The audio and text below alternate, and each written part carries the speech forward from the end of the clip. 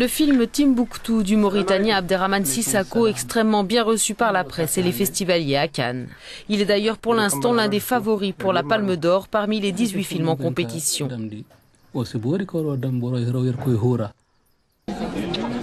L'histoire se passe dans cette ville du nord du Mali qui était encore il y a peu aux mains des djihadistes. Timbuktu, c'est un symbole très fort de la connaissance, de la culture, de l'éducation, de la religion également.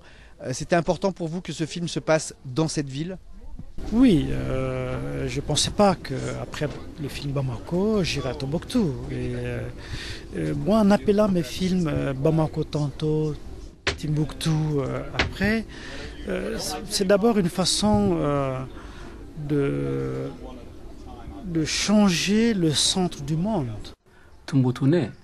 Timbuktu nous plonge dans le quotidien de la population soumise au régime de terreur des djihadistes qui n'hésitent pas à transgresser certains principes fondamentaux de l'islam, comme celui de ne pas rentrer armé dans une mosquée, ce qui véritablement arrive à Timbuktu. Au-delà, Sissako s'est intéressé à la chape de plomb que ces fous de Dieu font peser sur l'ensemble de la société. Souvent, ce sont des villes qui sont prises en otage, ce sont des cultures qui sont prises en otage, que c'est aussi dangereux, sinon beaucoup plus dangereux quand c'est une ou deux personnes.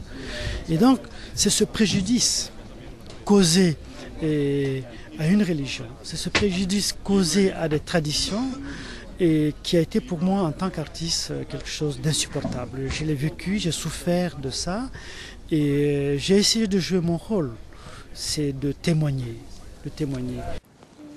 La force du film est de ne pas tomber dans le manichéisme, car ces djihadistes ont aussi un visage et des émotions. Ce ne sont pas que des machines de guerre ou des robots, mais des êtres humains avec leurs faiblesses et leurs blessures.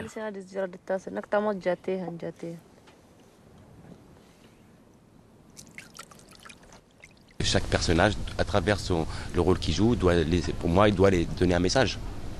Et voilà, moi, à travers mon personnage de djihadiste, nous à travers son personnage de femme touareg, puis nous à travers son personnage donc de chef de famille, de berger, et puis notre ami Abdelkrim.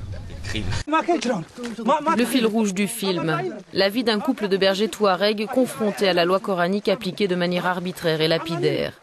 Timbuktu, c'est un film d'une justesse rare, raconté par un grand cinéaste, aussi grand humaniste.